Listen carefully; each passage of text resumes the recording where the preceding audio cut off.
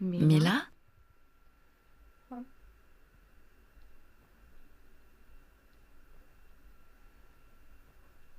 on me demande parfois ce que ça fait de souffrir d'une encéphalomyélite myalgique grave. Pour moi, c'est comme de marcher seul dans un tunnel froid, sombre et inhospitalier. Au début, on se dit qu'on va en sortir, que d'ici 2 semaines, ça ira mieux. Mais en avançant, on se rend compte que ce tunnel est très long.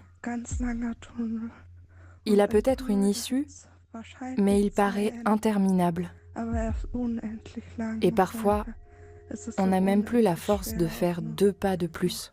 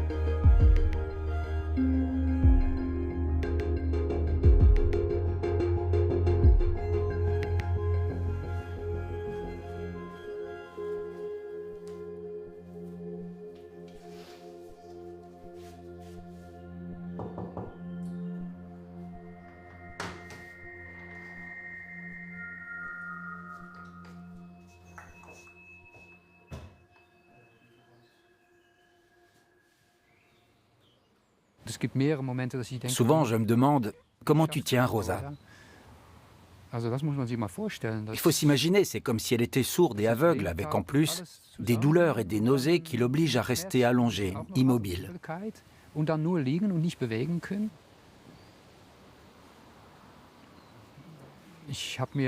Je n'aurais jamais cru qu'une maladie pareille puisse exister. On se sent mourir, mais on ne meurt pas. On aimerait vivre, mais la situation ne fait qu'empirer. Et on est complètement dépendant de son entourage.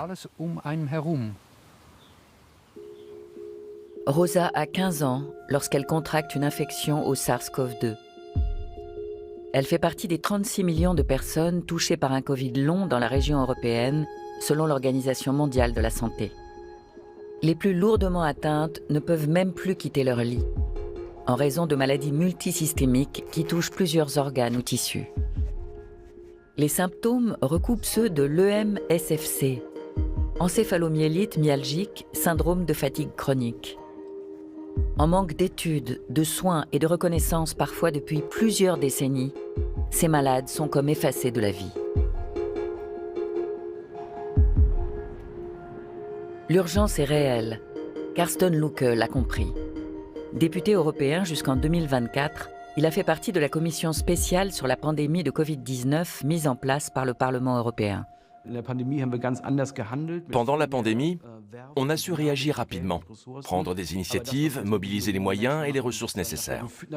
Maintenant que la pandémie semble derrière nous, on se retrouve avec des millions de personnes invalides. Ce sont des victimes collatérales qu'on a oubliées.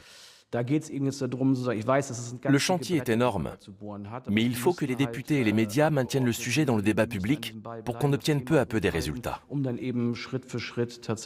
Sinon, on en sera au même point qu'avec le MSFC, une maladie qu'on connaît depuis 40 ans, mais sur laquelle on n'a pas avancé. C'est bien sûr ce qu'il faut éviter à tout prix.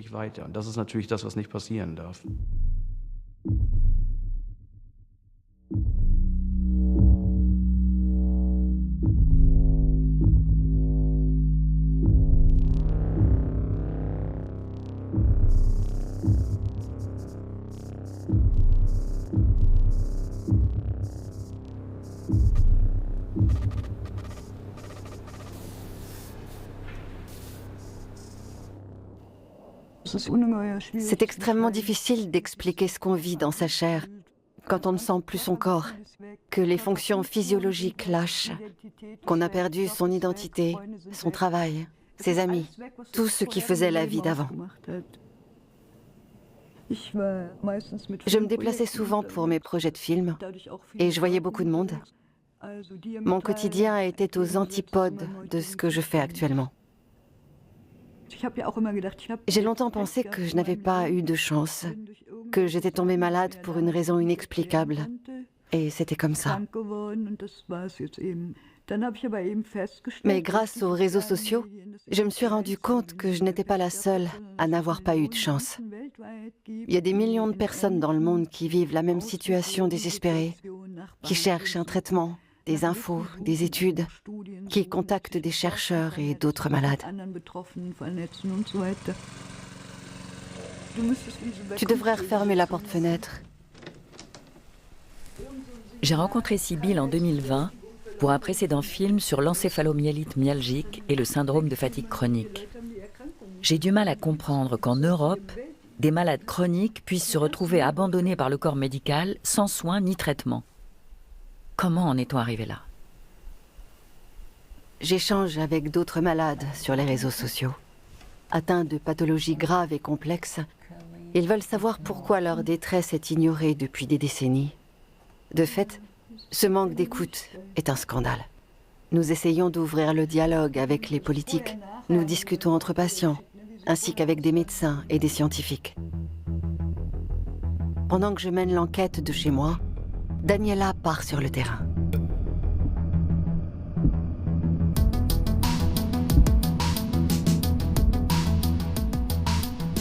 Première mission, comprendre ce qu'est le MSFC et ce qui la déclenche.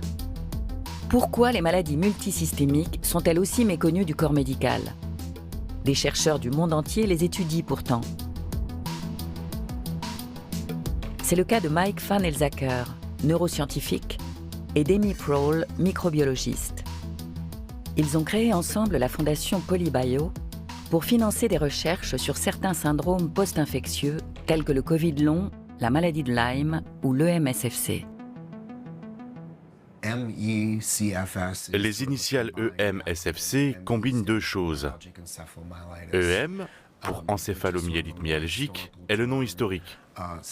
SFC, syndrome de fatigue chronique, est une appellation adoptée aux États-Unis dans les années 1980, après l'apparition d'un foyer de maladies infectieuses dans le Nevada. Depuis, on associe ces deux termes. De fait, l'encéphalomyélite myalgique correspond à une liste de symptômes. Il s'agit donc d'un diagnostic syndromique qu'on établit dès lors qu'on identifie un certain nombre de signes chez le patient. Ce n'est pas un diagnostic qui repose sur la recherche des causes. Parmi les symptômes de l'EMSFC figurent des troubles cognitifs, des douleurs musculaires, articulaires et neuropathiques, ainsi que des maux de tête.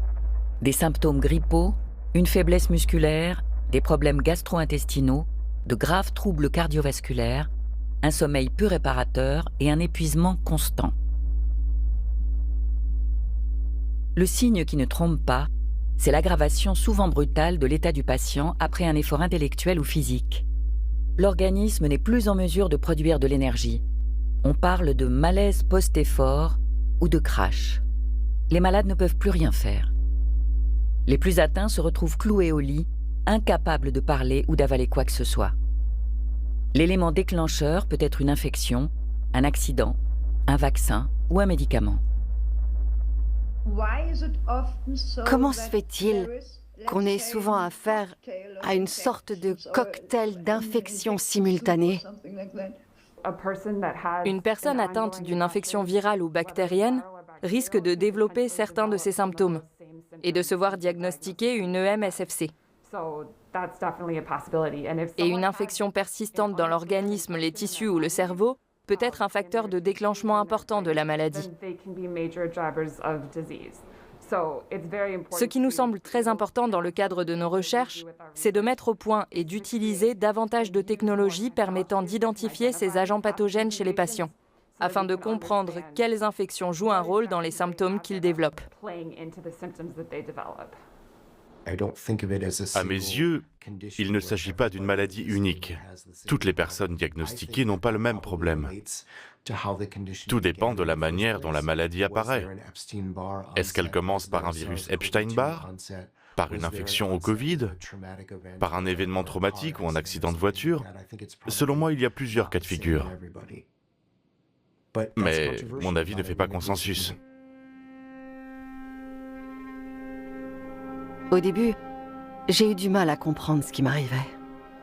Je me suis enfermée sans m'en rendre compte dans une spirale cauchemardesque, inimaginable pour une personne en bonne santé.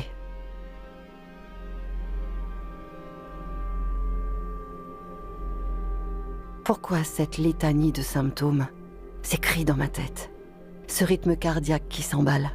Pourquoi cet essoufflement permanent, la faiblesse musculaire, les tremblements intérieurs, les violentes douleurs neuropathiques, les sensations de brûlure dans tout le corps, comme si du poison ou du courant circulait dans mes veines. Et la douleur qui s'immisce jusque dans chaque cellule. Une question me hante. Que s'est-il passé exactement avant l'apparition des symptômes? Je me souviens m'être réveillé en pleine nuit avec l'impression que j'allais mourir, que mon cœur allait lâcher.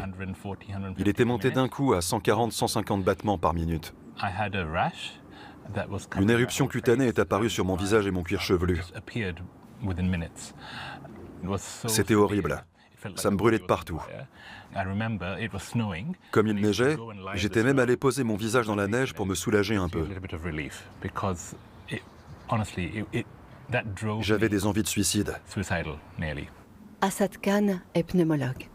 En 2020, pendant la pandémie, il est affecté aux urgences. C'est là qu'il contracte le Covid, dont il ne guérit pas. Après plusieurs réinfections, puis un vaccin, il atteint le point de rupture. Je prends contact avec lui lorsqu'il témoigne dans les médias. J'attendais la mort dans cette chambre. Je ne pouvais plus tenir. J'ai appelé l'association d'aide au suicide Dignitas à Zurich. Mais quand ils ont répondu, je me suis dit « Non, ce n'est pas le moment. Les enfants sont encore petits. Je dois tenir jusqu'à leur majorité et à ce moment-là, si je suis toujours dans le même état, je pourrais décider de mourir. »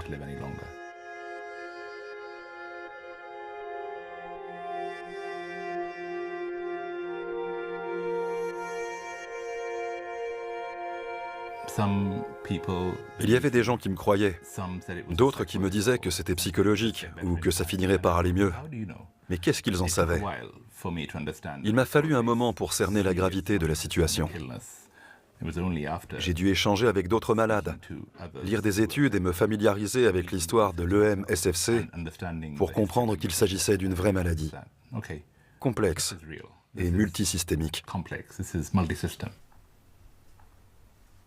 On nous dit qu'on ne trouve rien de probant chez les personnes atteintes. Ou bien on nous dit qu'on psychologise la maladie. En l'absence de biomarqueurs ou d'autres signes, on décrète que les patients sont tous des malades mentaux. J'ai compris qu'il fallait que je trouve des éléments objectifs prouvant que mon état physique se dégradait à grande vitesse. Et j'ai commencé à chercher. Dans mon cas, il y a eu plusieurs déclencheurs potentiels. Une infection ancienne au paludisme, la réactivation d'un herpès, un test positif à la maladie de Lyme, mais aussi des complications jamais traitées dues à des médicaments. Des antibiotiques néfastes comme le métronidazole et les fluoroquinolones, ravageurs pour les cellules.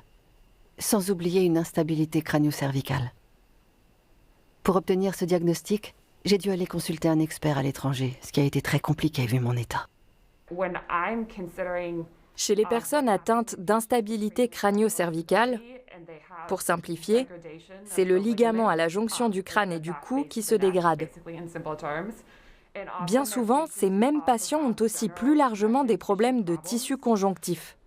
Le point intéressant pour une microbiologiste, c'est qu'un grand nombre d'agents pathogènes bien connus présentent des mécanismes capables d'endommager les tissus conjonctifs. L'instabilité crânio-cervicale doit donc faire l'objet de recherches plus approfondies.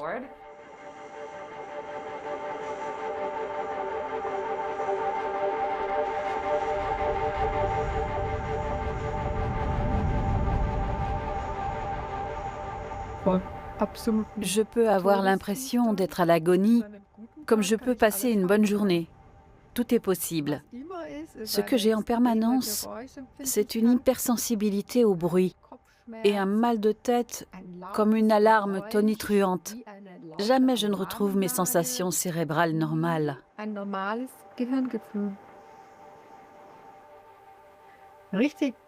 Tout a déraillé après le vaccin anti-Covid.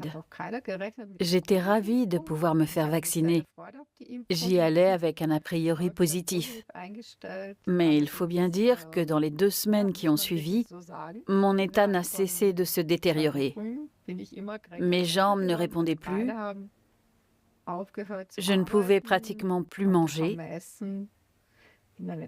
J'ai fini à l'hôpital où on a écarté toutes les options possibles et où on m'a fait une ponction lombaire.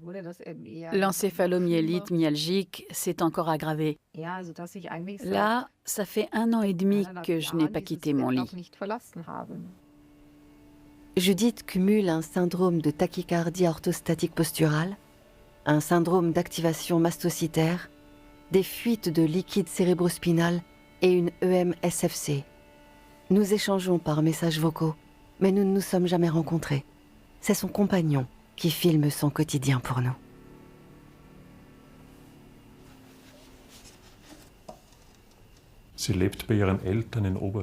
Elle vit chez ses parents qui s'occupent d'elle dans le nord de l'Autriche. Et je vais la voir toutes les 2 ou 3 semaines. Je suis le seul qu'elle tolère un certain temps dans sa chambre. Elle ne supporte personne d'autre. Ses parents ne peuvent entrer que quelques instants pour assurer le minimum vital. Lui apporter à manger, vider les toilettes ou échanger quelques phrases avec elle. C'est tout.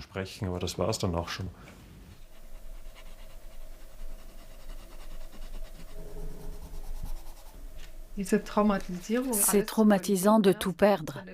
Son autonomie, sa vie d'avant, la capacité de manger, de bouger et de réfléchir normalement. Les activités créatives sont devenues un ancrage essentiel pour moi, qui m'aide à m'accrocher à la vie.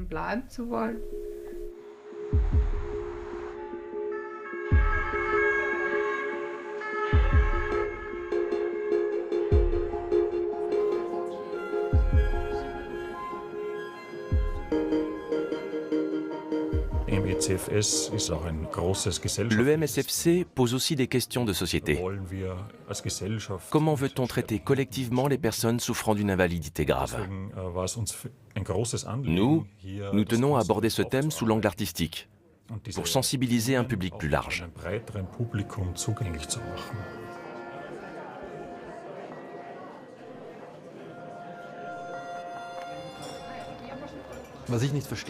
L'EM-SFC est classé parmi les maladies neurologiques par l'OMS depuis 1969. Je ne comprends pas qu'on la considère encore comme un problème psychosomatique et que la neurologie ne s'en empare pas. Il existe une littérature scientifique qui montre que la maladie pèse lourdement sur les patients, que leur qualité de vie se dégrade beaucoup plus qu'avec d'autres affections, qu'ils sont incapables de travailler. Les études comparatives indiquent que l'EM-SFC est l'une des affections les plus graves qui soient. Mais les malades n'arrivent pas à se faire entendre. Pour les personnes touchées, c'est traumatisant de ne pas être pris au sérieux par son médecin ou de s'entendre dire « Il faut vous forcer un peu, mettez-vous au footing et ça ira mieux ». Vous lui dites « Mon corps est en miettes, j'ai 136 symptômes différents, quel est le lien entre eux ? Par où prendre le problème ? Comment je peux me faire traiter ?» Et le médecin vous répond « Non, vous n'avez rien ». C'est une forme de manipulation assez vicieuse, qui a aussi une dimension politique. Le problème n'est pas seulement qu'on connaît mal ces maladies et qu'il faudrait les étudier. C'est aussi, selon moi, une question éminemment politique. D'autres tableaux cliniques multisystémiques, avec des déclencheurs variés, sont également ignorés. Ils recoupent parfois celui de l'EM-SFC. La neuropathie des petites fibres, ou NPF, est une atteinte des terminaisons nerveuses. Elle se manifeste par d'intenses douleurs, rappelant des brûlures dans les muqueuses, les muscles, les organes et le cerveau. Le syndrome d'activation mastocytaire, SAMA. C'est une hyperactivité chronique des mastocytes qui déclenche une série de processus inflammatoires. Les syndromes d'Ehlers-Danlos, SED, des maladies du tissu conjonctif. Elle provoque une hypermobilité des articulations et des troubles musculo-squelettiques. L'instabilité crânio-cervicale, CCI. Elle fait peser une pression sur le tronc cérébral, la moelle épinière, les nerfs et les vaisseaux. Le syndrome de tachycardie orthostatique posturale, ou STOP. Il est dû à une mauvaise régulation du système nerveux autonome. Je vais essayer de me lever. Il faudra peut-être que Daniela me soutienne si je ne tiens pas debout. Mon pouls est déjà à 94. Ça monte et ça continue. On ne sait pas où ça va s'arrêter. Je le sens. Je sens ton pouls. Ouais. Ce genre de choses me complique vraiment la vie. C'est pour ça que je passe mes journées allongées. J'ai l'impression d'avoir des punaises ou des petits clous plantés partout dans les pieds, comme des éclats de verre qui circulent à l'intérieur. Regarde, j'ai les pieds violacés et je n'ai plus de sang dans la tête. Et aucun médecin ne comprend ça, alors qu'il suffirait d'un test en position debout. J'ai la tête qui tourne, l'impression que mon corps se désintègre. C'est le STOP. C'est lié aux petites fibres et ça mériterait des études approfondies comme l'EMSFC. C'est un dysfonctionnement total du système nerveux autonome, y compris de ces petites fibres qui sont dégradées. Et tout ça n'a rien à voir avec de la fatigue. Qu'est-ce que ça m'énerve, ça? Quel est le rapport entre mon état et la fatigue? Il n'y en a vraiment aucun.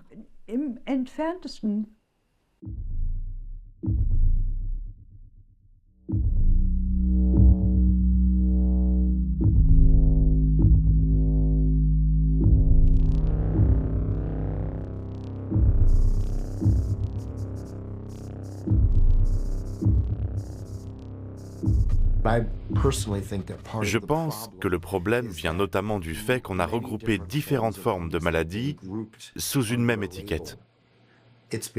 Et on a décidé que cette étiquette était une énigme. Malheureusement, beaucoup de médecins estiment que ça les dispense d'essayer de comprendre pourquoi leur patient ne va pas bien, ce qu'ils seraient naturellement enclins à faire en temps normal.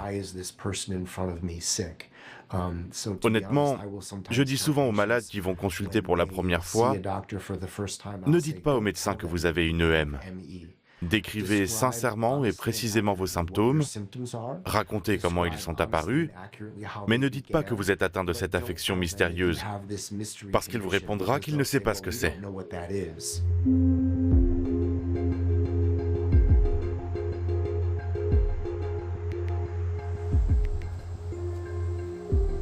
Comment en est-on arrivé à la considérer comme mystérieuse? Pourquoi est-elle aussi méconnue du corps médical? Nous sommes dans l'État de New York pour rencontrer une journaliste américaine de renom.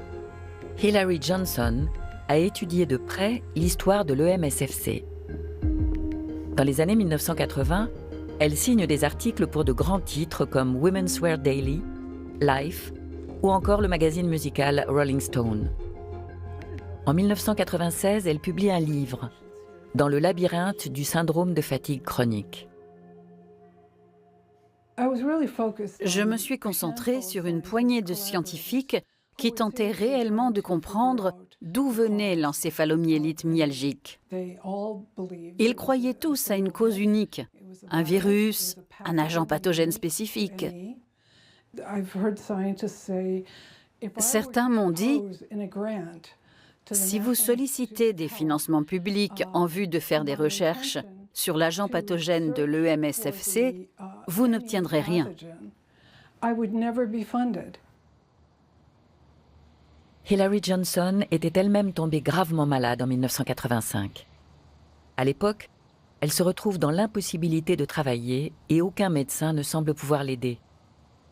Quelques mois plus tard, dans un article du Los Angeles Times qui relate une épidémie virale survenue dans le Nevada, elle reconnaît ses symptômes.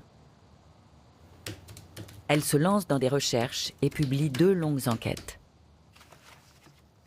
Les articles dans Rolling Stone ont été un pavé dans la mare. Ils ont permis de mettre le sujet sur la table avec la force de frappe d'un média national. A mystery disease has struck the town of Incline Village, Nevada, a disease for which doctors have no cure. En juillet, on dénombrait plus de 200 patients. Non seulement ils ne guérissaient pas, mais leur maladie évoluait vers autre chose. Ils se disaient affaiblis en raison d'une fatigue extrême et se plaignaient de troubles cognitifs étranges. De toute évidence, on était en terrain inconnu et on allait avoir besoin d'aide pour essayer de comprendre ce qui se passait. Dr. William Reeves, the man in charge of investigating chronic fatigue for the CDC, told us over the phone that 1, there is no viral cause for this problem. 2, there are no immune system abnormalities in patients with chronic fatigue. And 3, there are no clusters. So when asked about the illness at Lake Tahoe, he said that was hysteria. L'épidémie d'Incline Village, au bord du lac Tahoe, dans le Nevada, n'est pas la première du genre. Avant les années 1980, au moins 63 événements similaires de grande ampleur ont été recensés dans le monde. En 1934, 198 employés d'un hôpital de Los Angeles tombent malades, des femmes en grande majorité. On évoque une polio atypique. En 1955, dans un hôpital de Londres, ce sont à nouveau presque uniquement des femmes qui sont touchées. Des psychiatres parlent d'hystérie collective. À la fin des années 1980, les autorités américaines de santé publique envoient des experts dans la région du lac Tahoe pour approfondir la question. S'ils n'identifient pas de virus déclencheur, ils trouvent une nouvelle appellation pour la maladie. L'encéphalomyélite myalgique devient l'EMSFC pour syndrome de fatigue chronique, car l'épuisement est le principal symptôme évoqué par les patients.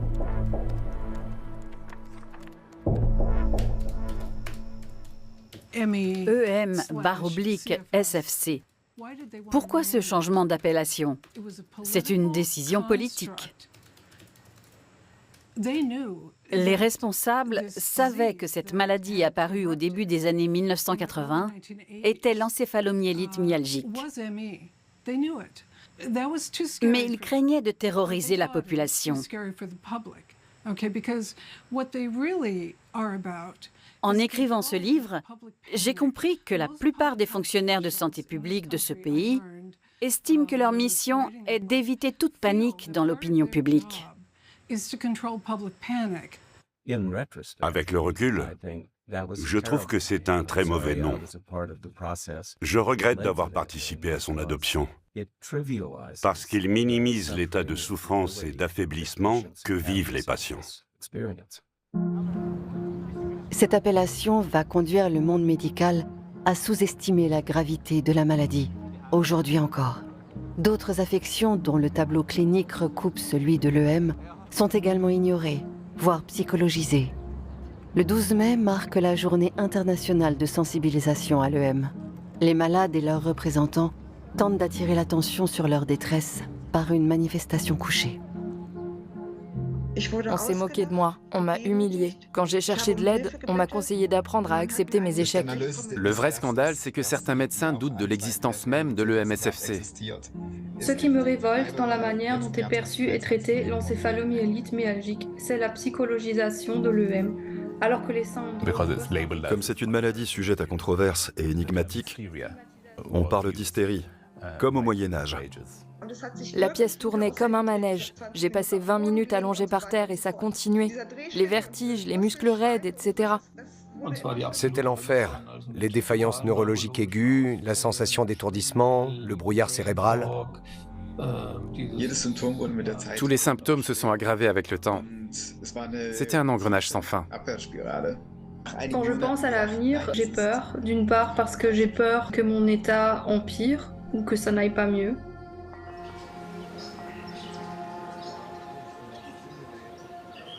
La manifestation à Berlin coïncide avec un congrès sur l'EMSFC organisé par Carmen Scheibenbogen, chercheuse de renom spécialiste de la maladie.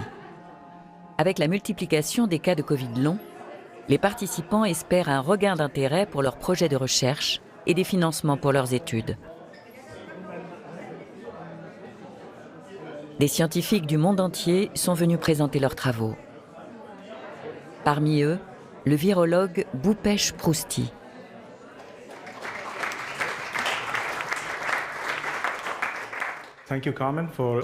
Merci Carmen d'avoir organisé cette rencontre. Je vais vous parler de la dysfonction mitochondriale et des herpès virus, mon domaine de prédilection, et puis un peu d'auto-immunité et des liens de tout ça avec le MSFC. Bhupesh Prousti a analysé mon sang. Il étudie les herpès virus, capables de détruire les mitochondries lors de leur réactivation, ainsi que les protéines nocives libérées à cette occasion. Nous avons besoin de mitochondries saines pour être performants. Elles sont les centrales électriques de nos cellules. Voici des mitochondries fortement endommagées. On voit qu'elles se sont désintégrées, qu'elles ne sont plus reliées entre elles. C'est ce qu'on observe chez certains patients gravement malades, atteints de MSFC. Dans une cellule saine, vous voyez que les mitochondries sont toujours interconnectées.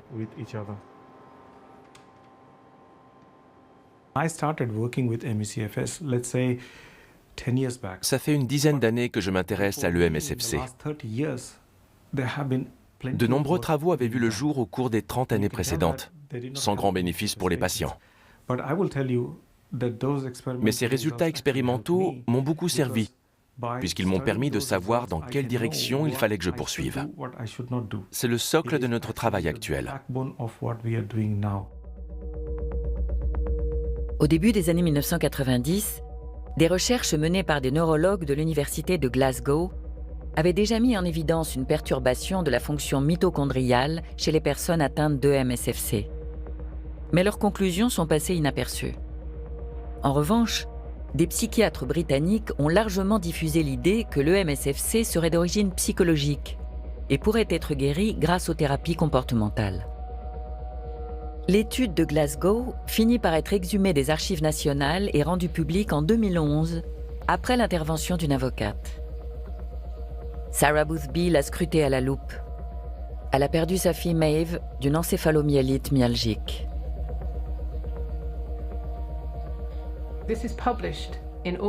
Cet article a été publié en août 1991. Les données étaient donc antérieures. C'est une étude solide.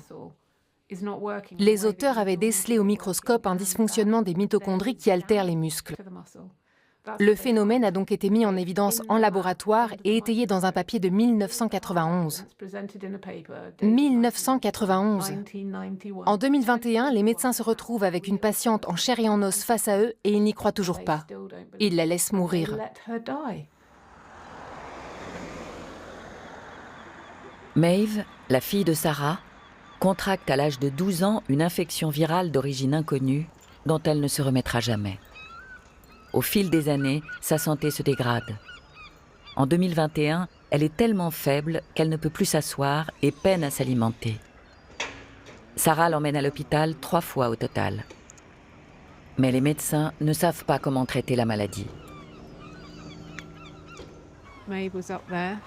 Maeve était dans une chambre là-haut avec les rideaux tirés. À son arrivée, on nous avait dit qu'elle serait alimentée par sonde et qu'elle rentrerait à la maison dès que possible. On a attendu des semaines et des semaines, mais son état n'a pas cessé d'empirer. On lui a refusé les soins palliatifs. Elle était mourante et j'étais seule pour m'occuper d'elle. J'ai fait ce que j'ai pu. Mais on ne peut pas parler de sa propre mort avec sa mère. C'est trop dur. On a quand même réussi à en parler. J'aurais voulu qu'elle se confie à quelqu'un qui avait l'habitude de s'entretenir avec des malades en phase terminale, pour qu'elle puisse exprimer ce qu'elle ne pouvait peut-être pas me dire, parce qu'elle m'aimait et qu'elle ne voulait pas me faire souffrir. Un jour, je suis allée la voir et elle m'a demandé « Tu as pleuré ?» J'ai répondu « Excuse-moi, mais comment ne pas pleurer ? Je ne suis pas assez forte. C'est horrible. Je ne veux pas que tu meures. Et je sais que tu n'y peux rien. Pourquoi on laisse les familles dans cette souffrance? C'est tellement cruel. Tout ça parce qu'on ne les croit pas. On peut faire une pause. Oui, ça me révolte. Maeve s'est éteinte chez elle le 3 octobre 2021, dans les bras de sa mère. Elle avait 27 ans.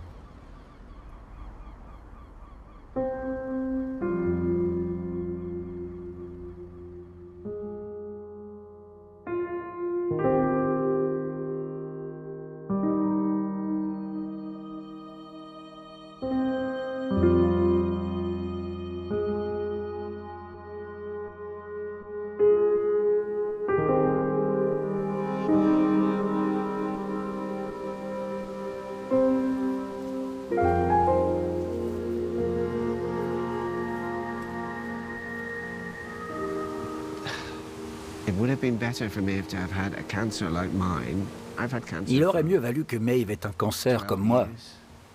Ça fait 12 ans que je suis malade, mais les traitements s'améliorent. On investit énormément d'argent et d'énergie dans la lutte contre le cancer, partout dans le monde.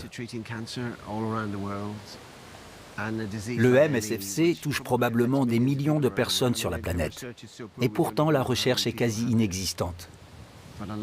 On ignore combien de patients sont atteints, mais ce qui est sûr, c'est qu'il y a beaucoup de souffrance. Rien n'est fait, ne serait-ce que pour comprendre la maladie, et a fortiori la guérir.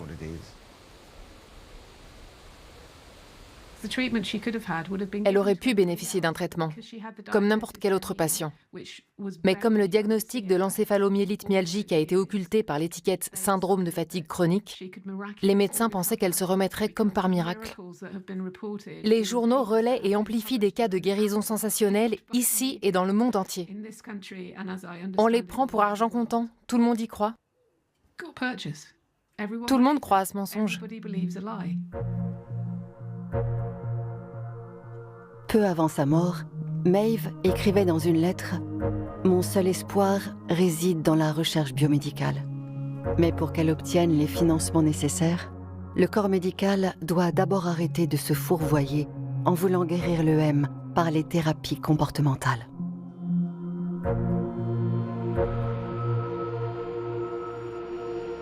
Le sous-financement de la recherche est tout aussi criant en France et en Allemagne. Or, le temps presse.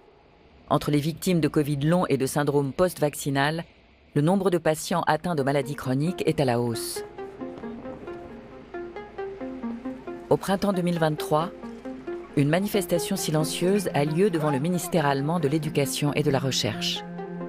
Elle est organisée par un collectif de patients qui veut ouvrir le dialogue avec la ministre d'alors, Bettina Stark-Watzinger. Mais elle ne vient pas à leur rencontre.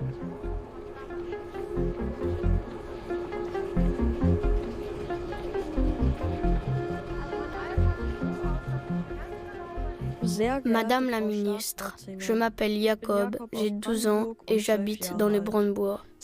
Depuis 1 an et demi, j'ai une maladie appelée EM-SFC. Je me suis mis à avoir des douleurs et à me sentir trop mal pour faire du sport. Au début, j'allais encore à l'école, difficilement. Mais maintenant, même plus. Je vois très peu mes amis et je passe presque tout mon temps à la maison. Je ne sais plus ce que c'est d'être en bonne santé. Je ne demande qu'à retourner à l'école. C'est la seule façon pour moi d'apprendre un métier pour plus tard. J'aimerais qu'il existe un traitement ou un médicament pour moi. Mes parents disent qu'il faudrait que le gouvernement donne beaucoup plus d'argent pour la recherche et que c'est votre domaine. Voilà pourquoi je vous demande votre aide de tout mon cœur.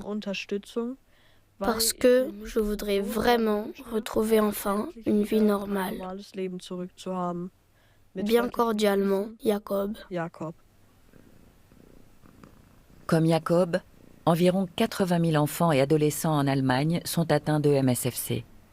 Dans son cas, c'est sans doute la réactivation d'un virus Epstein-Barr qui est à l'origine de son état, peut-être doublé d'un Lyme chronique. Plusieurs points d'interrogation subsistent.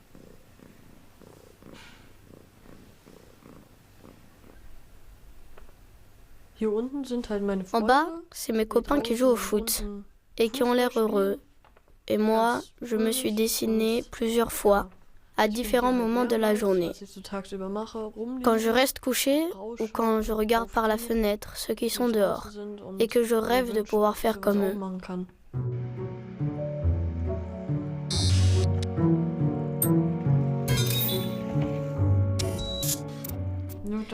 Jacob est considéré comme handicapé à 50%. Pourtant, ses parents n'ont pas pu obtenir d'aide à domicile pour lui. Depuis 2022, il se relaie en télétravail à la maison. Vorwärts und rückwärts kommst du da. Jetzt. Jetzt. Ja. Wow, cool. Jacob. Il y a 2 semaines, j'ai interviewé la ministre de l'Éducation et de la Recherche. Je lui ai fait écouter la lettre que tu as enregistrée pour elle et elle t'a répondu. Je te montre. Ja, erstmal möchte ich sagen, lieber Jakob, wenn du auch zuschaust und zuhörst, ich kann dir versichern, wir sind dabei, wirklich kontinuierlich das Wissen, das wir über diese furchtbare Krankheit haben, auszubauen. Wir arbeiten mit den Wissenschaftlern zusammen, denn sie sind diejenigen, die ja auch die Erkenntnisse bringen und es sind alle hochmotiviert, um dir und allen anderen zu helfen und wir werden weiter daran arbeiten, das kann ich dir zusichern. La ministre a promis de débloquer des financements pour la recherche à hauteur de 15 millions d'euros, répartis sur 3 ans. Les patients atteints de Covid long en bénéficieraient aussi. Dans un tweet, elle annonce qu'elle souhaite ainsi soutenir l'étude des mécanismes pathologiques de l'EMSFC, faire progresser le diagnostic et le traitement de cette maladie grave et améliorer la qualité de vie des malades ainsi que de leurs proches. Nous venons de mettre en place une enveloppe budgétaire spéciale pour l'EMSFC. C'est une première. Il n'y avait jusqu'alors que des financements plus généraux. C'est une façon de donner un signal. Nous voulons soutenir spécifiquement la recherche sur cette maladie et faire comprendre aux chercheurs que pour le ministère, c'est un domaine important que nous voulons mettre en avant. J'ai vu et commenté ce tweet. J'y vois surtout un effet d'annonce. On n'a plus confiance. Pour dire les choses clairement, Mme Stark-Watzinger ne s'est pas illustrée ces dernières années dans le débat sur le Covid long. Elle n'a pas alerté sur l'urgence du problème. Elle n'a entrepris ni campagne de communication, ni aucun acte concret. Et maintenant, elle fait un tweet pour se féliciter d'avoir débloqué 15 millions sur 3 ans pour ce sujet qui lui tient à cœur, soi-disant. À mes yeux, ça manque de crédibilité politique, pour dire les choses de manière diplomatique. 5 millions d'euros par an pour financer des travaux sur l'EMSFC en Allemagne. Que permet de faire ce montant? Carmen Scheibenbogen sait combien la recherche peine à trouver des ressources. Les financements publics commencent à arriver, mais ils restent insuffisants. On a affaire à des maladies complexes. On sait par exemple qu'il va falloir tester différents médicaments qui ne seront pas tous efficaces en définitive. Rien que pour la sclérose en plaques, par exemple, il existe 16 médicaments autorisés. Dans le cas qui nous occupe, on en aura peut-être une trentaine à l'arrivée. Ça veut dire qu'il faudra en tester une centaine. Carmen Scheibenbogen dirige une série d'études dans le cadre du Covid long, dont une sur l'immunoadsorption. Le procédé testé élimine les auto-anticorps nocifs présents dans le sang du malade. Le plasma purifié est ensuite réinjecté. L'objectif est d'identifier les patients réceptifs et, à terme, de tenter de remplacer ce traitement complexe par des médicaments.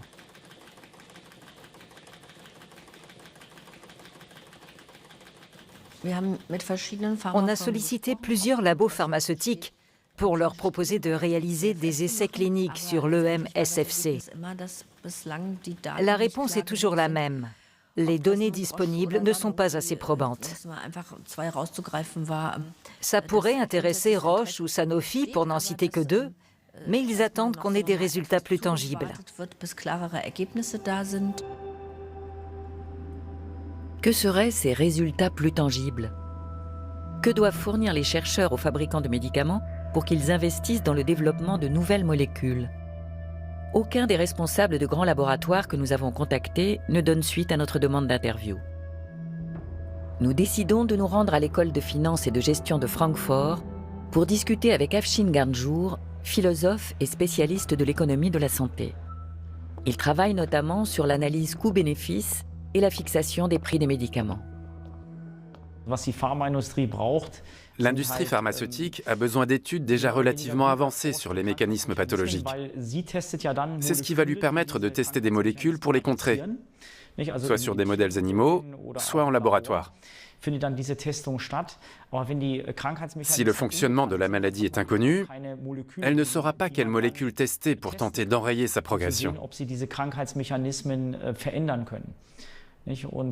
En règle générale, les laboratoires ont donc tendance à attendre la publication d'informations plus détaillées sur ces mécanismes. C'est le serpent qui se mord la queue, car les chercheurs ne peuvent pas produire les données requises sans moyens financiers. Ils se tournent vers l'État pour lui demander d'investir dans la recherche et de créer des incitations pour l'industrie pharmaceutique. Afshin Ganjour nous donne un ordre de grandeur des sommes nécessaires. Statistiquement, il faut prévoir un investissement de l'ordre de 3 milliards d'euros pour mettre au point un nouveau médicament. Cette estimation repose sur un chiffrage des Instituts nationaux de la santé, les NIH, qui sont les institutions américaines compétentes pour la recherche biomédicale. Autrement dit, avec 15 millions d'euros d'investissement, on est encore loin de la mise sur le marché d'une nouvelle molécule.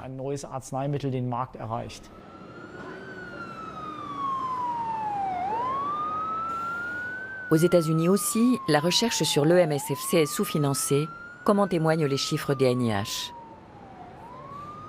On connaît la ventilation précise des fonds par maladie. En 2024, l'autorité américaine responsable de la recherche a investi, pour 3,3 millions de patients atteints de l'EMSFC, 13 millions de dollars. En comparaison, pour 1 million de malades, elle a consacré 116 millions de dollars à la sclérose en plaques. Et pour le VIH, qui touche 1,2 million de personnes, le chiffre monte à 3,3 milliards de dollars. À titre personnel, ça me fait enrager. Aux États-Unis, on a des moyens illimités du moment qu'il s'agit de financer des armes. On vient de voter une augmentation du budget de la défense à hauteur de 26 milliards de dollars, soit la moitié du budget total des instituts nationaux de santé. Et on va commander une nouvelle série de sous-marins nucléaires dont chacun équivaut à lui seul à l'arsenal de la 6e puissance nucléaire mondiale. Si on en achetait 7 au lieu de 11, on pourrait doubler le budget des instituts nationaux de santé et donner un coup de fouet à la recherche sur les virus. Sans financement, pas de recherche. Sans recherche, pas de solution pour les patients. Nous contactons le ministre allemand de la Santé, Karl Lauterbach. Nous voulons savoir s'il a un plan d'action pour déployer des traitements et des structures de soins adaptés dans des délais raisonnables. Malgré nos demandes répétées, impossible d'obtenir un entretien. Son service de presse nous fait savoir que le ministre s'est déjà largement exprimé sur le sujet.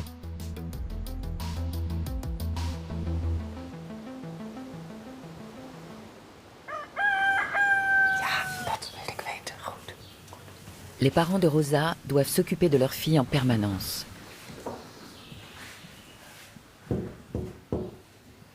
La jeune malade en est réduite à se faire comprendre par des claquements de langue.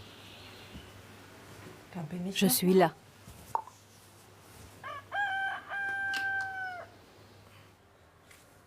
Trop de bruit? Oui. Je ferme la fenêtre? Oui. Ok.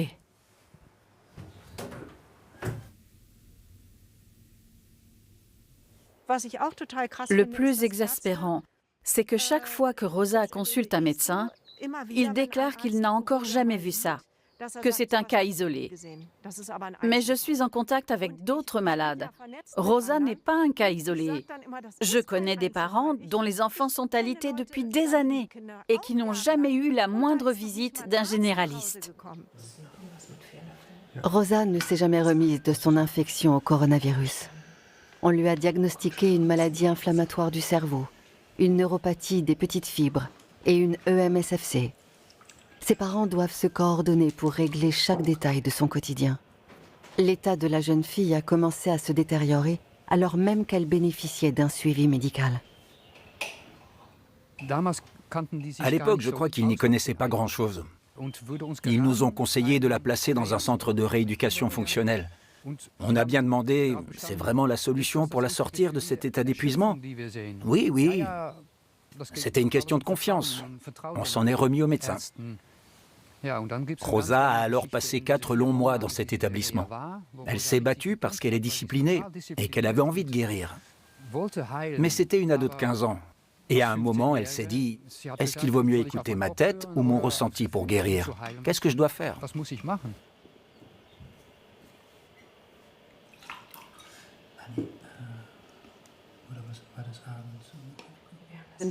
Cette rééducation consistait en un programme d'entraînement physique. Elle s'est rendue compte que c'était trop pour elle, mais rien n'y a fait. Un week-end, elle a fait des malaises post-effort à 3 reprises qui n'ont pas été pris en compte. Rosa s'est retrouvée par terre à ne plus pouvoir bouger, sans bouton d'appel d'urgence. Elle s'est aussi endormie sur les toilettes. Elle était dans un état lamentable quand on est allé la chercher. Elle ne tenait assise que 5 minutes et elle a fait l'entretien de sortie en fauteuil roulant. On avait hâte de partir parce que tout l'épuisait.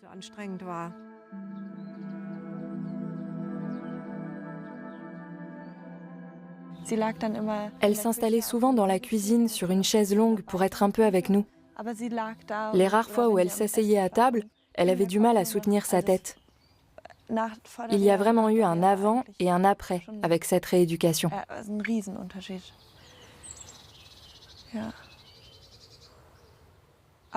Mais au moins, on profitait encore de sa compagnie. À un moment donné, ça a été fini. Elle ne pouvait plus manger à table avec nous. Elle avait besoin d'être au calme dans sa chambre. Elle n'était même plus capable de tenir un verre. Je lui ai donné à manger quelque temps, mais au bout d'un moment, même ça l'épuisait émotionnellement. J'ai donc arrêté aussi. Je peux encore lui préparer des plats qui lui font plaisir. J'essaye de le faire. Et je continue à cuisiner des choses qu'elle a envie de manger. Elle sait que ça vient de moi. C'est une façon de maintenir un lien, de garder le contact. Oui, je vais essayer de continuer.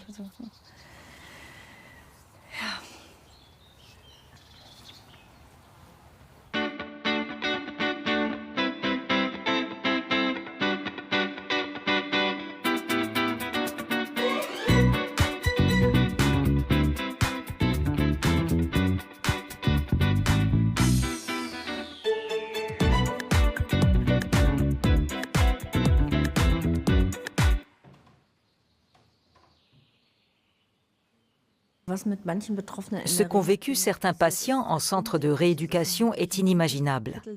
C'est un chapitre sombre de l'histoire de notre médecine et malheureusement, c'est encore d'actualité.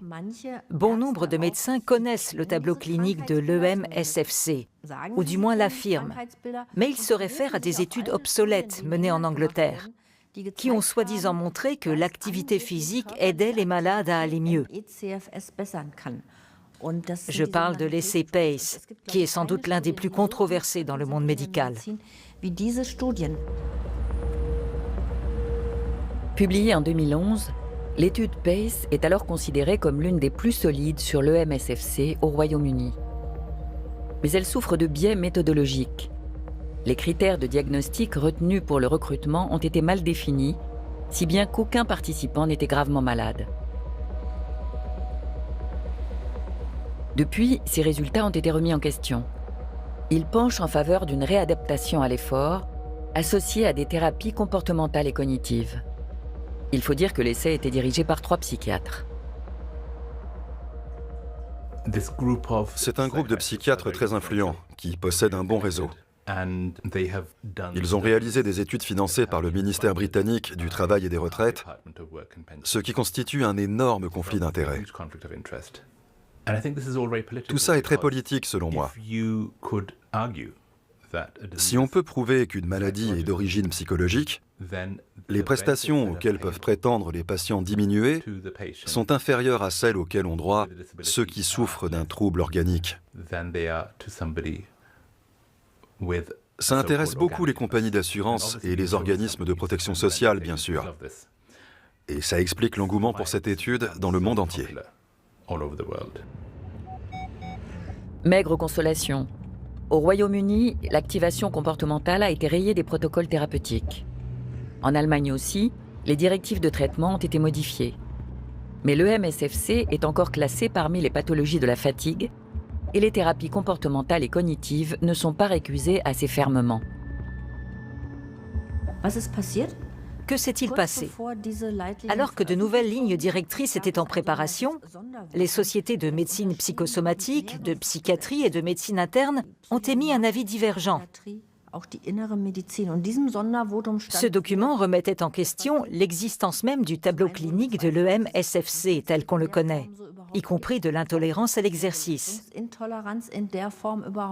Ça veut dire qu'en Allemagne, de nos jours, il y a encore ce genre de préconisation qui circule, qu'un centre de rééducation va bien sûr pouvoir invoquer pour dire « c'est écrit là, on continue comme avant ».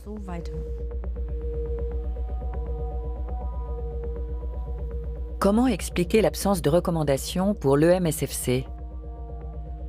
Et pourquoi les patients ne sont-ils pas protégés contre les traitements délétères? Nous adressons plusieurs demandes d'interview au président de la Société allemande de médecine générale et familiale, la DGAM, qui publie les lignes directrices. Sans succès. Nous avons bien reçu vos questions. Le professeur Scherer ne prendra pas position par écrit. Par principe, la DGAM ne répond pas aux questions tendancieuses. Nous vous souhaitons bonne continuation pour votre film.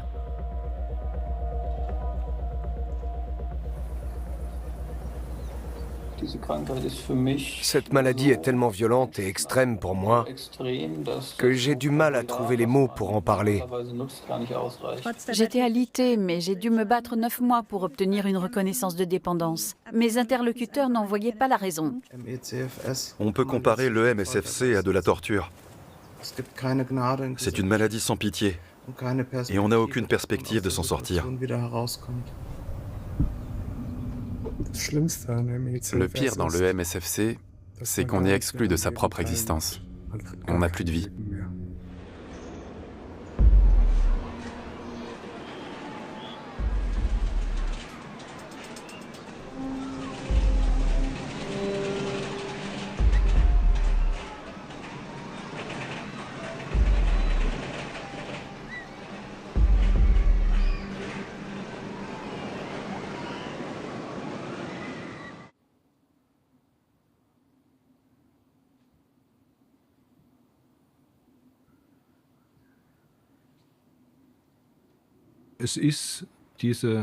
Le MSFC est tout simplement un impensé.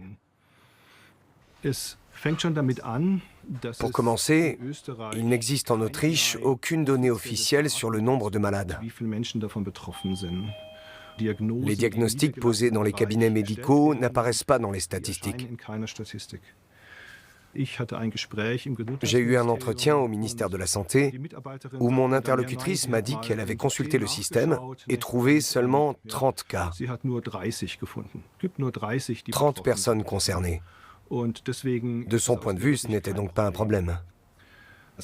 On a les chiffres pour les États-Unis. Si on les transpose à la population autrichienne, on arrive au moins à 30 000 patients souffrant de MSFC. Comparez 30 000 et 30. Mila a 16 ans quand elle tombe malade en 2018. J'entends parler d'elle par sa mère, qui fait de la sensibilisation sur les réseaux sociaux. Après une nouvelle infection, sans doute au virus Epstein-Barr, l'adolescente, autrefois pleine de vie, se retrouve complètement dépendante.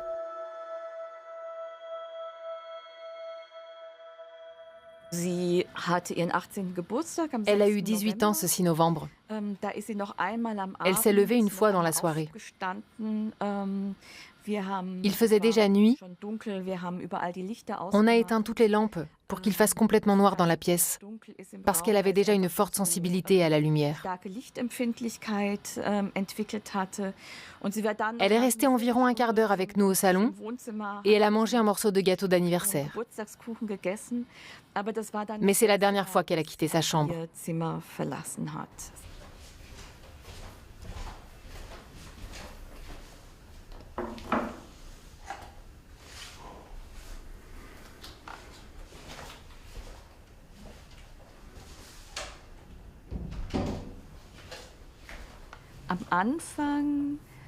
Les premiers temps, on pouvait encore se parler. Et puis, ça a commencé à devenir trop fatigant pour elle. Un jour, elle nous a demandé de filmer sa main. Elle nous a montré quelques mouvements et on a noté à quoi ils correspondaient. Il y a une petite vingtaine de signes.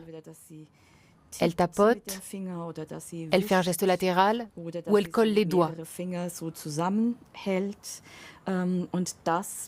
Ça veut dire manger, boire, trop chaud, trop fatigant, crash, douleur. Des choses très élémentaires.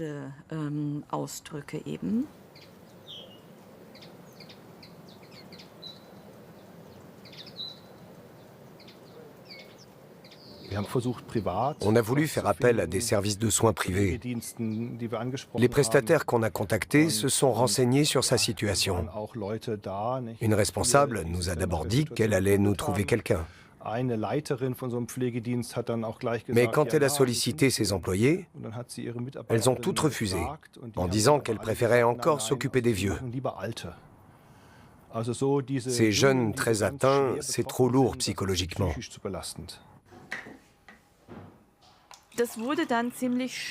C'est vite devenu assez effrayant. On se demandait si on allait pouvoir continuer à la nourrir. Malheureusement, en Autriche, aucun hôpital n'est en mesure d'accueillir de façon adéquate les patients atteints de MSFC.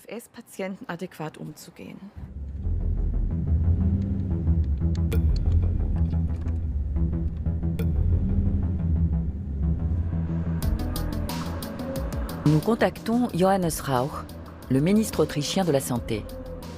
Nous voulons savoir quelle est la place de l'EMSFC dans l'action de ses services, combien de personnes sont concernées en Autriche et quels sont les soins auxquels elles ont accès.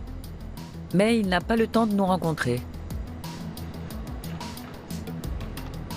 Son service de presse nous répond : en Autriche, ce sont les régions qui sont compétentes pour les soins à l'hôpital, par exemple pour le traitement en ambulatoire des patients atteints de MSFC.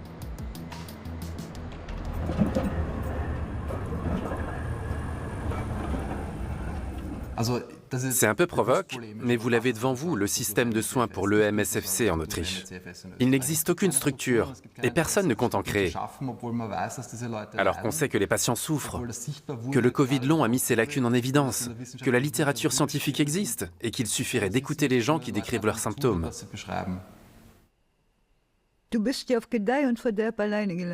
Quand tu es livré à toi-même pendant des années, voire des décennies, c'est bien sûr extrêmement démoralisant.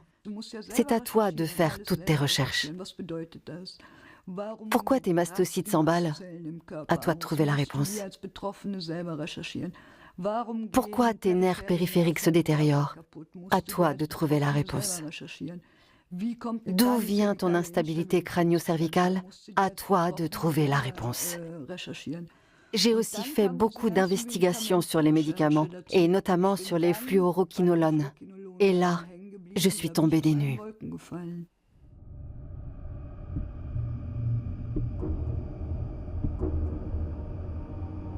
Rien que deux cachets, qui suffisent à effacer ta vie, ta famille, tes amis, tes loisirs, ton travail, ce qui faisait que tu étais toi, tes compétences, ce que tu as appris, ton être même. 2 cachets suffisent à effacer ton moi. Ne subsiste que l'enveloppe, le contour. Le reste n'est que gris délavé, entre 4 murs sombres.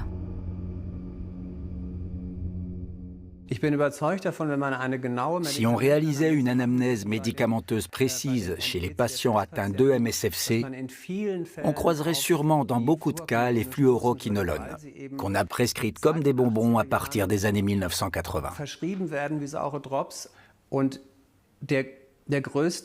Le plus gros scandale, en réalité, c'est le nombre de patients concernés. Stefan Pieper traite des patients du monde entier.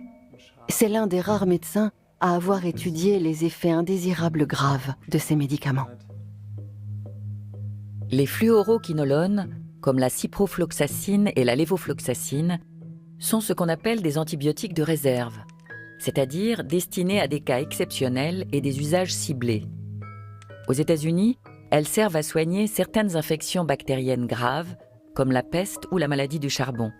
Mais en Europe, elles étaient encore récemment prescrites contre les infections urinaires, les sinusites ou les pneumonies. En 2016, à la suite d'un soupçon d'inflammation de la prostate, Sven Forstmann doit prendre de la lévofloxacine. Découvrant la liste inquiétante de ses effets indésirables, il arrête tout de suite le traitement. Il se voit alors prescrire de la ciprofloxacine. J'étais un jeune homme en bonne santé, maintenant je suis une épave. Les fluoroquinolones ont détruit une grande partie de ma vie. On empoisonne les patients à leur insu. On leur prescrit un poison en leur disant qu'il est bien toléré, mais c'est faux. Stefan Pieper milite pour la reconnaissance de la toxicité de ces médicaments. L'invalidité associée aux fluoroquinolones, en anglais FQAD, recouvre les symptômes suivants. Altération des mitochondries, les centrales électriques de nos cellules, lésion du collagène, décollement de la rétine, rupture des tendons ou de l'aorte et affection du tissu conjonctif, lésion du système nerveux central, y compris dans le cerveau, destruction de la flore intestinale, syndrome d'activation des mastocytes, enfin, lésion des nerfs périphériques ou neuropathie des petites fibres. Concernant la neuropathie des petites fibres, il faut dire qu'il s'agit d'un trouble plutôt rare et mal connu des neurologues. Je le constate régulièrement.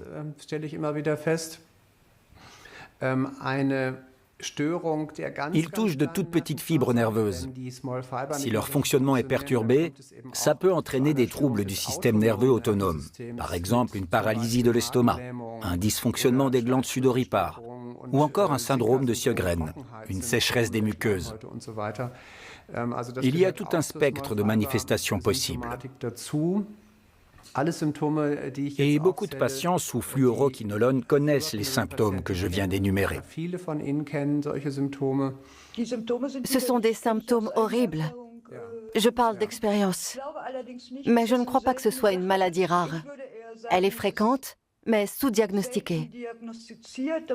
C'est exact. Ça fait 2 ans que j'habite chez mes parents.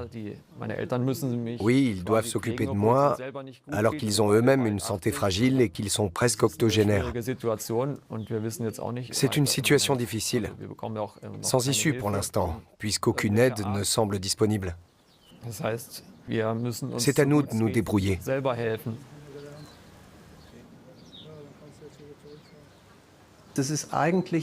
Tout un pan de notre société est actuellement laissé à l'abandon. On ignore des groupes de patients entiers. Ils sont malades, mais pour l'assurance maladie ou pour les caisses de retraite ou d'invalidité, ils n'ont droit à rien, ni pension, ni aide, ni allocation chômage, parce que leur tableau clinique est complètement ignoré. C'est proprement scandaleux. Sven Forstmann a porté plainte contre ses 2 médecins traitants pour faute professionnelle et défaut d'information. Sans succès. Le tribunal n'a pas reconnu non plus le lien entre les fluoroquinolones et son état. Après avoir réclamé 300 000 € de dommages et intérêts, il a accepté un règlement à l'amiable à hauteur de 15 000 €.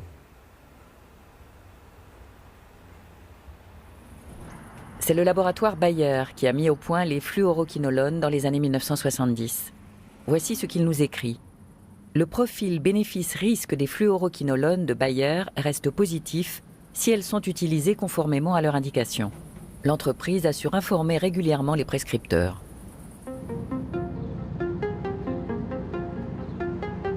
Aux États-Unis, cela fait déjà 20 ans que les effets secondaires graves des fluoroquinolones sont connus et pris en compte. La FDA, l'Agence américaine du médicament, a fait ajouter en 2008 un avertissement sur les notices sous la forme d'un encadré noir. Je me rends dans une pharmacie de Boston pour en savoir plus. Il y a bien un avertissement? Oui, en effet. Vous nous le montrez? Volontiers. En l'occurrence, on a beaucoup de textes des deux côtés. Et l'avertissement est là, en haut. Quand on délivre un médicament portant cet encadré, on doit le signaler au patient et lui détailler les événements indésirables qui peuvent survenir. L'avertissement met en garde contre des effets secondaires graves et potentiellement irréversibles. Tendinite et rupture du tendon, neuropathie périphérique ou encore effets sur le système nerveux central. En Allemagne, ces médicaments sont vendus sans cet encadré. Ça me surprend beaucoup. Pourquoi? Parce que c'est un risque non négligeable. Le patient devrait en être informé. Ce n'est pas normal qu'il ne le soit pas. Il faut attendre 2017 pour que le BfArM, l'Institut fédéral allemand des médicaments et dispositifs médicaux, initie une procédure de réexamen des risques auprès de l'Agence européenne des médicaments. Celle-ci recommande sans attendre des restrictions à l'utilisation des fluoroquinolones. Si on tient compte du nombre élevé de prescriptions, les effets indésirables au niveau individuel sont bien sûr graves pour les patients. Mais ils restent dans l'ensemble très rares à l'échelle du nombre de personnes concernées. On estime quand même que sur 1,2 million de prescriptions, il y a 40 000 cas par an. Ce n'est pas rien. Non, et c'est pour ça qu'on est intervenu.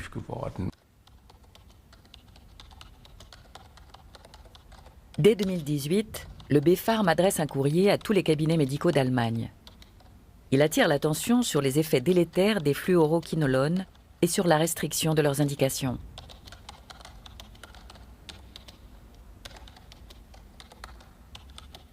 Le nombre de prescriptions reste cependant élevé, à tel point que les médecins reçoivent un rappel à l'été 2023. Vous me demandiez si moi-même je prendrais un de ces médicaments. Ça m'est arrivé par le passé, mais je ne le referai pas.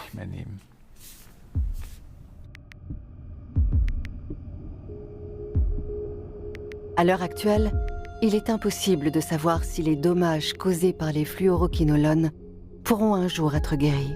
Je connais des patients qui sont morts, qui se sont parfois suicidés, dévastés par ces symptômes intolérables. Tout manque, l'information, les traitements, la recherche, la reconnaissance, l'accueil des malades. C'est la même tragédie qu'avec l'EMSFC et le Covid long.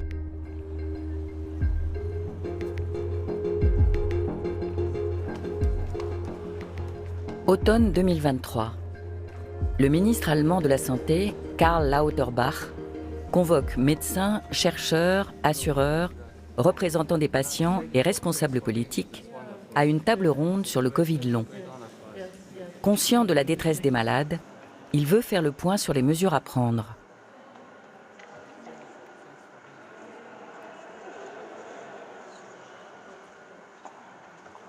Das ist eine Erkrankung, eine organische Erkrankung. Es ist also keine Erkrankung der Psyche im Sinne, dass es organisch alles in Ordnung wäre, wo wir die Grundlagen auch immer besser verstehen. Zum Beispiel wissen wir, dass bei vielen Long-Covid-Patienten noch Virusreste im Körper sind. Und wir wissen, dass die Gefäße sehr stark beschädigt werden bei Long-Covid. Also man geht auch davon aus, dass das ein Risikofaktor ist für eine spätere Demenzerkrankung.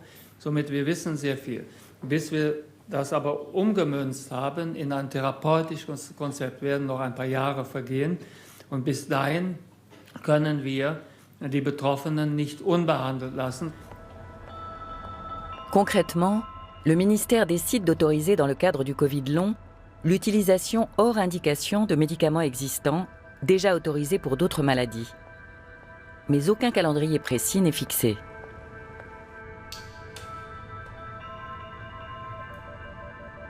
Aujourd'hui, beaucoup d'espoir repose sur le BC007. L'ophtalmologue Bettina Auberger de l'université d'Erlangen a découvert un peu par hasard que ce médicament semblait atténuer les symptômes du Covid long.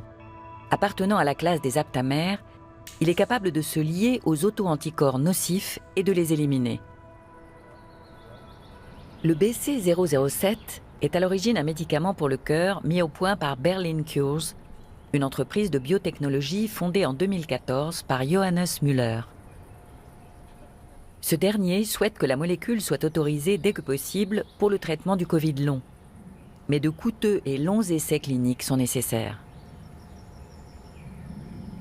Budget estimé, 30 à 50 millions d'euros qui devront venir du privé. L'État ne mettra pas la main à la poche.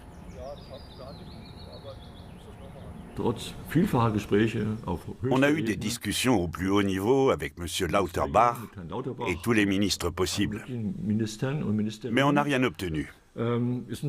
Donc les choses avancent, mais lentement.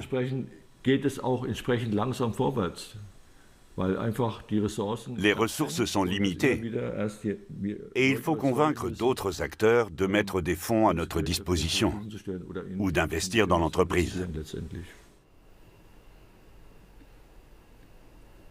Initialement, une étude sur le BC007 devait inclure des patients qui avaient été atteints d'EM-SFC avant la pandémie de Covid.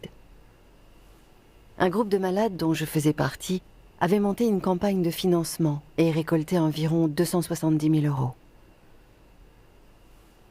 Mais ces dons dorment depuis 2022 sur le compte d'une fondation de l'université d'Erlangen, car la substance active n'a pas pu être mise à disposition. L'étude, finalement lancée à l'été 2023, porte uniquement sur des patients atteints de Covid long.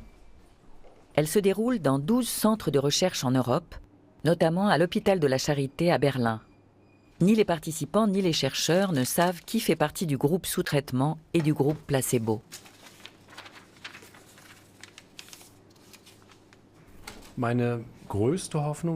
Mon grand espoir, c'est qu'on arrive réellement à traiter un sous-groupe de patients souffrant de Covid long et qu'on trouve une substance active efficace afin de pouvoir vraiment aider les gens. C'est une affection qui cause des souffrances considérables. J'espère aussi qu'on pourra identifier les malades chez lesquels le médicament n'est pas efficace et comprendre pourquoi. Par exemple, parce qu'ils n'ont pas d'auto-anticorps. Pour mettre en évidence l'action des auto-anticorps dans le cerveau, des anticorps humains purifiés, provenant du liquide cérébrospinal d'une patiente atteinte de Covid long, sont déposés sur une tranche de cerveau de souris.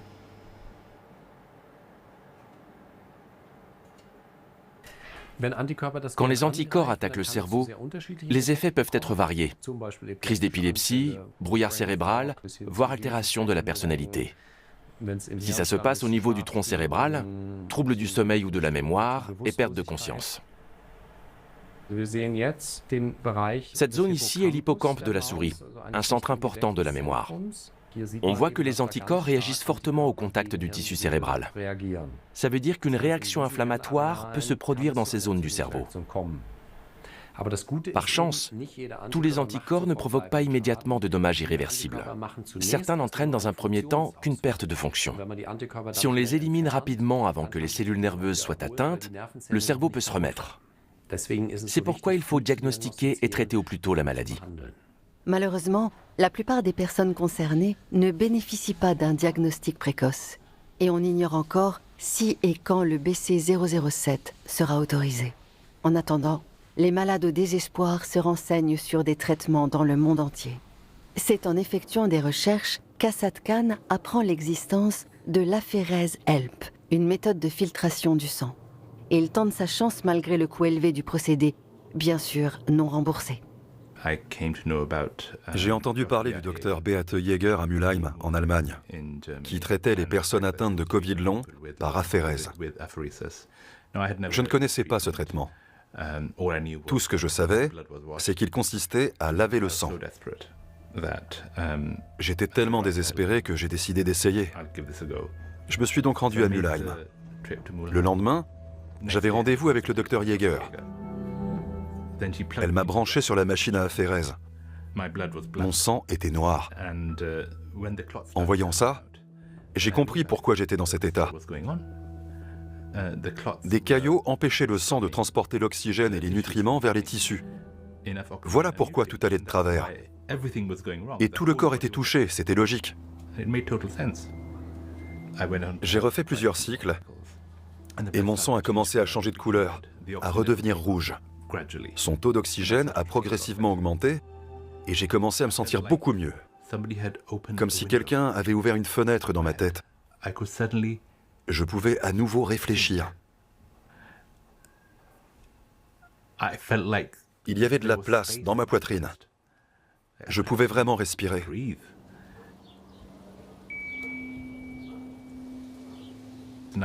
Je tiens à souligner que, comme tous les traitements, l'aphérèse ne fonctionne pas pour tout le monde.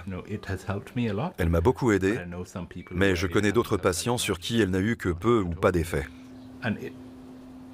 D'ailleurs, je ne suis pas guéri, mais j'ai constaté une amélioration très appréciable.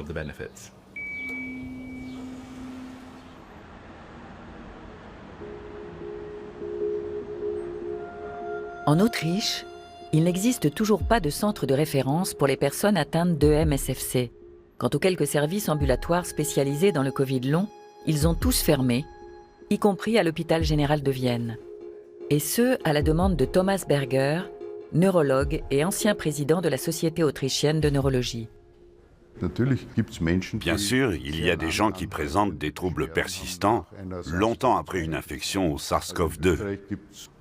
Mais en Autriche, à ma connaissance, les statistiques de l'assurance maladie montrent un changement radical par rapport aux arrêts maladie déclarés il y a encore un an. Ils sont en nette diminution. Officiellement, il ne reste peut-être pas qu'une poignée de patients à l'heure actuelle, mais en tout cas de moins en moins qui sont touchés par un syndrome post-Covid de longue durée. Et c'est une bonne chose.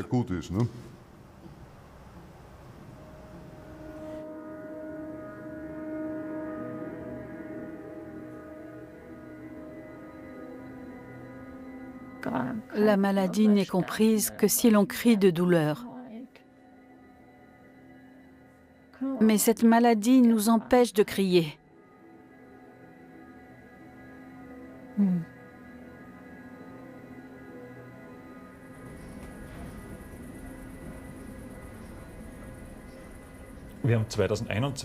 En 2021, quand Judith a fait une réaction grave au vaccin anti-Covid, on a déposé une demande d'indemnisation auprès de l'État autrichien. On vient seulement d'obtenir une réponse en 2023. La conclusion, c'est que Judith se voit attribuer un diagnostic F, c'est-à-dire un diagnostic psychologique que personne n'a jamais établi auparavant, ni médecin, ni neurologue. Il faut croire ces personnes. Elles sont extrêmement atteintes et doivent être traitées avec la même dignité et le même respect que les patients souffrant d'autres maladies. On observe une stigmatisation terrible. Lors du déploiement des vaccins anti-Covid, je pense qu'il aurait fallu jouer carte sur table. Expliquer que ces campagnes étaient organisées dans l'intérêt de la santé publique en un délai très court et permettre à tout un chacun de faire remonter un problème survenu à la suite de la vaccination et d'être écouté, sans crainte d'être montré du doigt. Les groupes pharmaceutiques qui ont gagné des milliards dans l'opération auraient dû être obligés de créer un fonds de solidarité. Judith n'a pas pu faire reconnaître son syndrome post-vaccinal. Selon les autorités de santé, il n'y aurait aucun lien entre le vaccin contre le Covid et l'apparition du tableau clinique de l'EM-SFC. Parallèlement, elle s'épuise en démarches auprès de l'organisme qui doit renouveler son allocation de soins et en fixer le montant.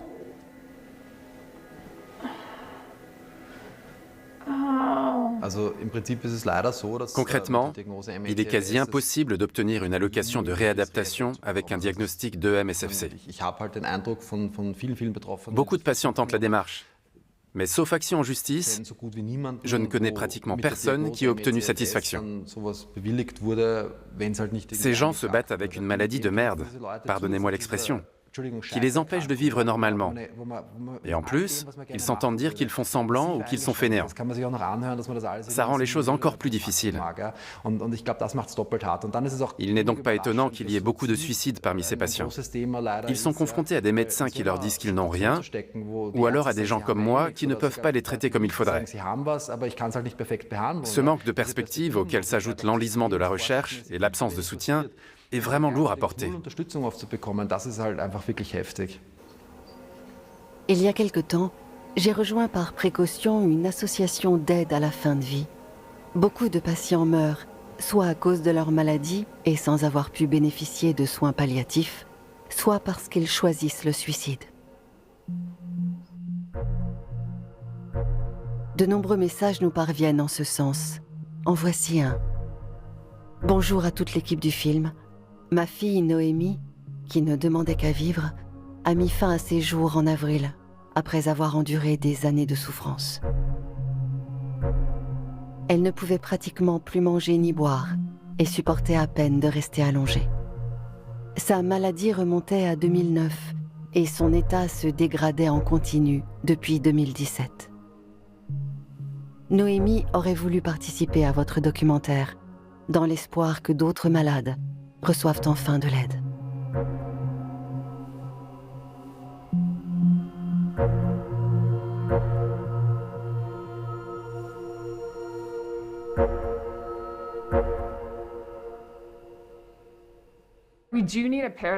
Nous avons besoin d'un changement de paradigme. Il faut arrêter de partir du principe que ces patients ont des problèmes psychiques. Et nous devons rassembler les meilleurs spécialistes pour faire progresser la recherche, comprendre la maladie et renouveler l'approche thérapeutique. Personne n'aborde ces affections de manière globale. Pourtant, l'EM-SFC, le STOP, la maladie de Lyme, la fibromyalgie, les effets indésirables des fluoroquinolones, les dommages causés par les vaccins et le Covid long touchent le corps tout entier. Il faut appréhender l'organisme dans son ensemble si l'on veut reconnaître et soigner ces maladies. Pour moi, c'est une pierre d'achoppement de la médecine occidentale. Depuis environ 10 ans, je constate que les choses ne vont que dans un sens, l'aggravation. Je me demande d'où pourrait venir le miracle qui rendrait cet état réversible et qui me permettrait de voir à nouveau une lueur au bout du tunnel.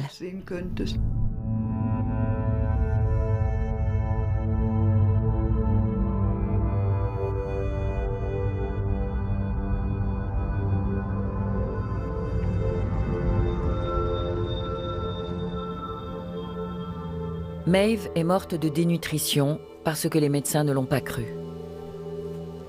Son père, le journaliste Sean O'Neill, a tenu à rendre public ce drame. Avec Sarah, la mère de Maeve, il a demandé une enquête sur les circonstances de la mort de la jeune fille. Quand je vois le peu de choses qu'on a appris sur l'EM-SFC au fil des années,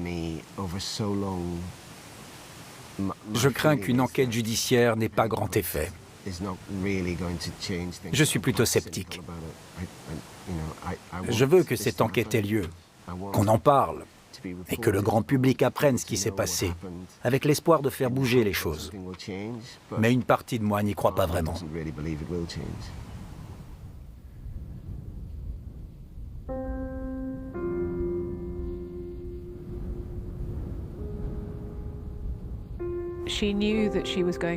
Comme elle savait que sa fin était proche, elle a pris ses dispositions.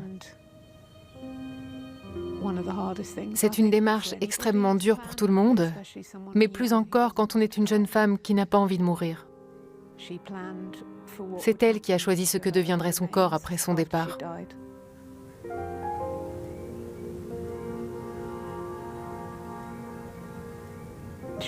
Elle voulait être inhumée en pleine nature, sans cérémonie funéraire.